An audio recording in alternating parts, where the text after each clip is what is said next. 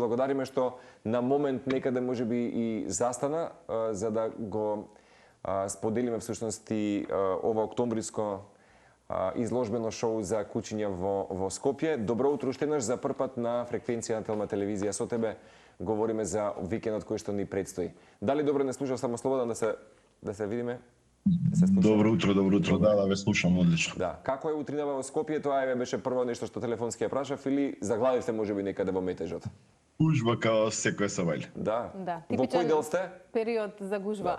Моментално сум влај во тој дел на градот. Меѓутоа и тука по партизанска е гужва. Да, во наша близина тоа се вели, во близина на Телма телевизија.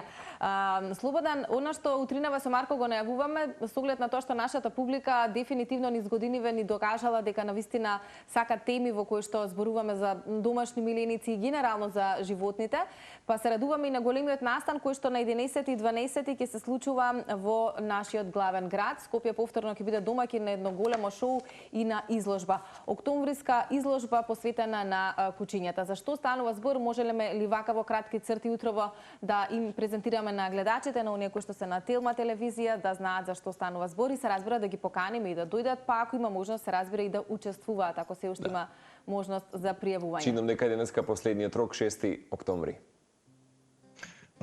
Последниот рок малце ќе го продужиме, така да ќе имаат можности денеска и утре сето тоа да го завршат. Иначе следниот викенд што иде треба да се одржат две меѓународни изложби. Октомвр док шоу, како што кажавте, и на 11 и 12 октомври. Изложбите се во организација на кинолошкото друштво Lotus Royal, а под покровителство на Кинолошкиот сојуз и Меѓународната кинолошка федерација. Одлично. Инаку ние споминавме утрово некои генерали со ЦЦ, ако баш така се љубопитни сите оние кои што обожуваат некои од конкретните раси, веќе споменаш ти боксер, булдог, доберман, Централ Азија, шепардок и така натаму, ќе има прилика да ги погледнат сите овие раси, меѓутоа и оние кои што се можеби собственици на овој конкретен тип на раси, ми можеш да споделите малку подетално во продолжение, ќе можете да го пријават учеството и добро е што вака утринава ни кажувате дека се продолжа рокот за пријавување до утре до 7. Значи, овие изложби се уствари за сите раси на кучиња. Значи сите педигрирани кучиња би можеле да земат учество на оваа изложба. Единствен услов е да имаат педигре и да бидат микрочипирани. Тоа се најбитните работи во моментов за да било кој може да го пријави своето куче на изложба. Да, инаку кој е процесот на селекција на судиите, бидејќи забележавме со ЦЦ, бидејќи има и меѓународни жири комисија, односно судии кои што ќе оценуваат, што е вистина така еден куриозитет и можеби за оваа изложба. Значи секоја година ние и на сите изложби, посебно меѓународни, се канат и меѓународни судии од други држави.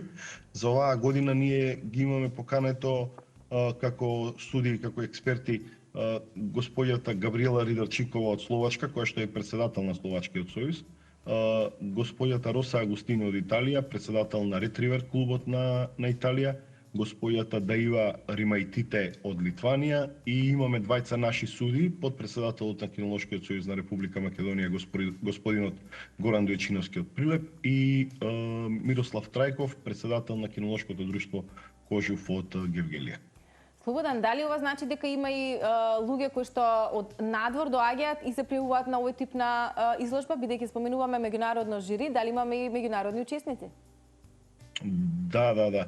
Значи ние веќе имаме пријави од Норвешка, од Шведска, од Естонија, од Полска. Значи веќе имаме од други држави пријавени учесници. Која раса на кучиња е можеби најпопуларна, не само за публиката, туку и за учесниците? Во што најмногу се пријавуваат? Со какви кучиња најмногу доаѓаат луѓето? Знаете како, сите имаме различни вкусови и не можам да одделам например која раса би била најпопуларна. На овие наши простори најчесто се оние службени раси како доберман, ротвајлер, германски овчар, тие се попопуларни раси. Меѓутоа се почесто и почесто луѓето се решаваат да земат миленик од помалите раси. Како например кадрав бишон, малтезер, пудли, ласап со некои мали териерчиња како вести териерот. Така да расите се сепак дел на вкусот на секој човек. Дефинитивно. Дали постојат можеби некои раси, Слободан, кои што се најмалку застапени на Балканот, а сепак еве барем она што можев да погледнам, ќе ги погледнеме и нешто што можеби не е ставено во генерални податоци, ќе ги погледнеме баш на ова изложбено шоу. Како за пример, руски тој како раса во Македонија не постои, а знам дека има пријавено куче од Полска, кое што е од таа раса. Секоја година имаме, например, мексички голокожи кучиња пријавено, кој што исто во Македонија никој не ги чува, не ги одгледува. Како, не знам, има доста раси кои што кај нас не се застапени, а на изложбите ни присуствуваат. Така.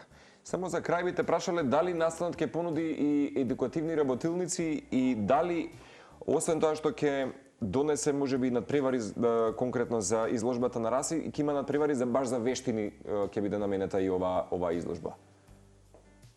Не, кинолошките изложби кои што ние ги организираме се надпревар во убавина. Така. Значи тука кинолошките студии експертите ги оценуваат кучињата по екстериер, по анатомија, по го движењето, темпераментот, целокупните особини на кучето. Така да, оние работни особини не доаѓаат во израз на овие изложби. Супер. Само за крај ме потсети на кој начин може да ги пријават учествата и се надам дека во некоја следна прилика ќе да чекаме во Телма во живо тука. Најлесно до информации би дошле на Facebook страната на кинолошкото друштво Лотус Ројал. Значи, нека заследат таа страна, таму можат да ги добијат сите информации, линкот за пријава или евентуално да се обратат на телефоните 077 971 364 и 075 414 333.